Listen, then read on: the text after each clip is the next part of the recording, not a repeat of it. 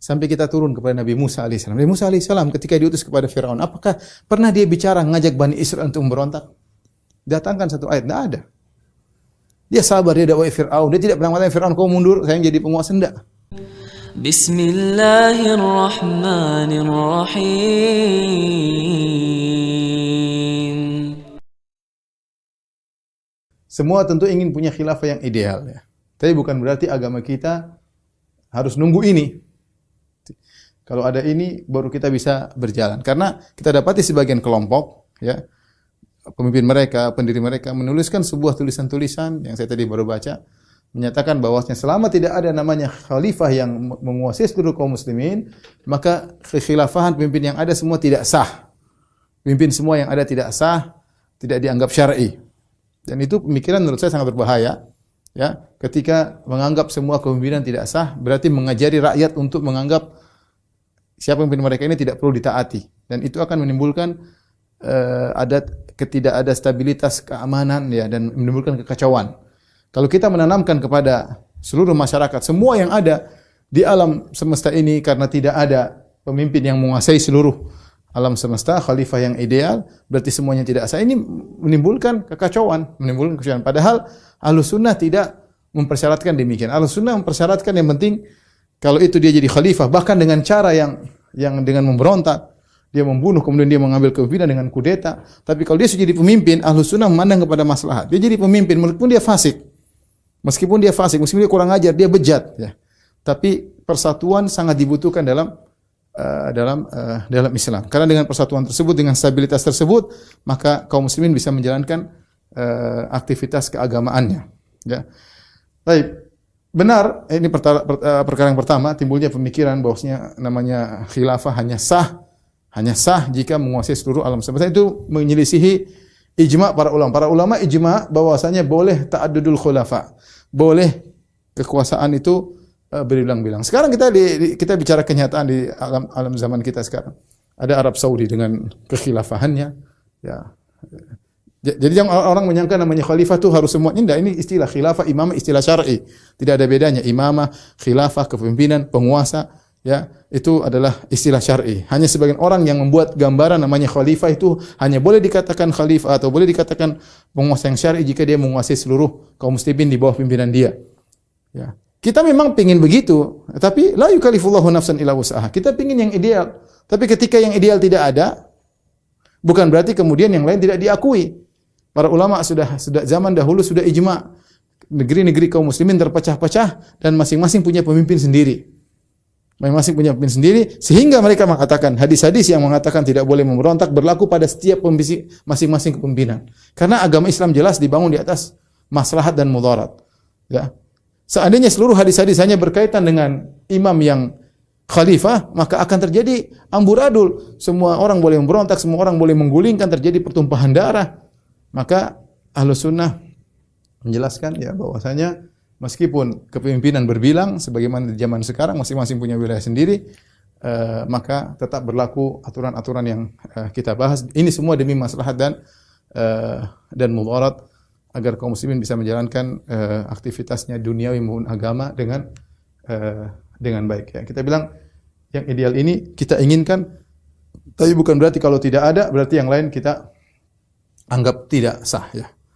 Oleh karena sebagian kelompok dimusuhi di semua negara, dimusuhi oleh semua negara. Cita-cita baik, ingin menuju kepada khilafah yang alami, yang internasional, semuanya tunduk kepada satu khalifah. Kita semua juga ingin begitu.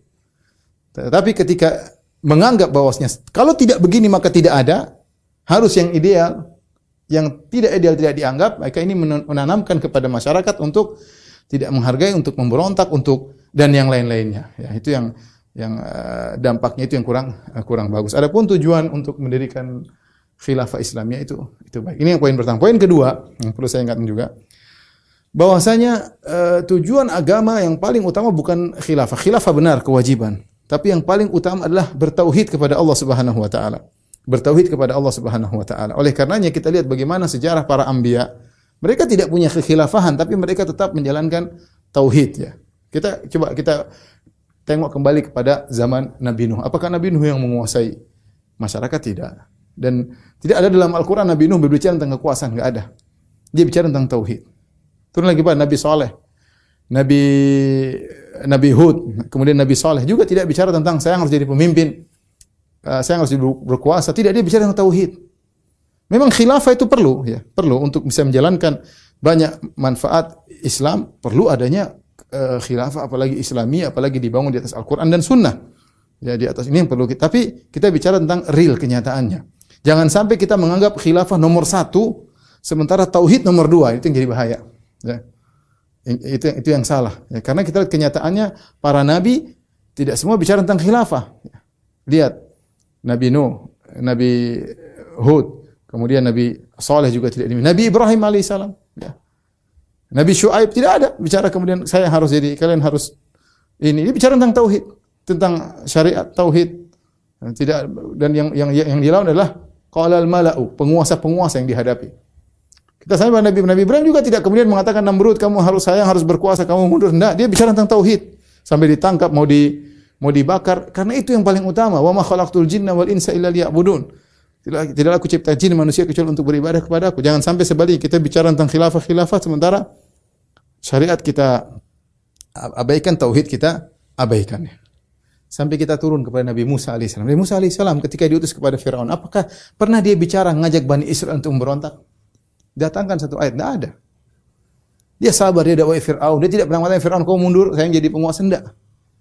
Padahal namanya kekuasaan diperlukan. Itu diperlukan. Tapi itu wajib, tapi bukan mengalahkan kewajiban bicara tentang tauhid. Ya, karena tidak selamanya kita mendapat kondisi ideal. Terkadang kita mendapat dan kita kenyataannya mendapat kondisi tidak ideal. Maka tetap tauhid kita jalankan. Lihat bagaimana Nabi Isa alaihissalam dikejar-kejar sama Romawi sampai akhirnya mereka ditangkap. Dia tidak bicara tauhid, dia tidak bicara tentang hal tersebut. Maka adapun menganggap bahwasanya ini adalah pembahasan utama, harus ini yang selalu dibahas, ya. Apapun yang terjadi, kemudian akhirnya yang masalah lain disepelekan, itu yang tidak tepat. Ya, kita real, umat Islam real, makanya para fuqaha, para ulama mereka membahas bagaimana kondisi ideal, bagaimana kondisi tidak ideal. Kalau tidak ideal seperti apa, tetap harus mengakui masing-masing ada khalifah dan itu darurat. Kalau tidak maka kemaslahatan tidak akan tercapai. Masing-masing khalifah punya wilayah tersendiri, berlaku aturan-aturan, ya. Dan bagaimana kalau dia ternyata fasik misalnya, itulah dibahas dalam pembahasan buku-buku fikih dan juga dalam buku-buku akidah, ya. Ini kira-kira yang berkaitan dengan permasalahan khilafah dan imamah. Alhamdulillahi Rabbil Alamin.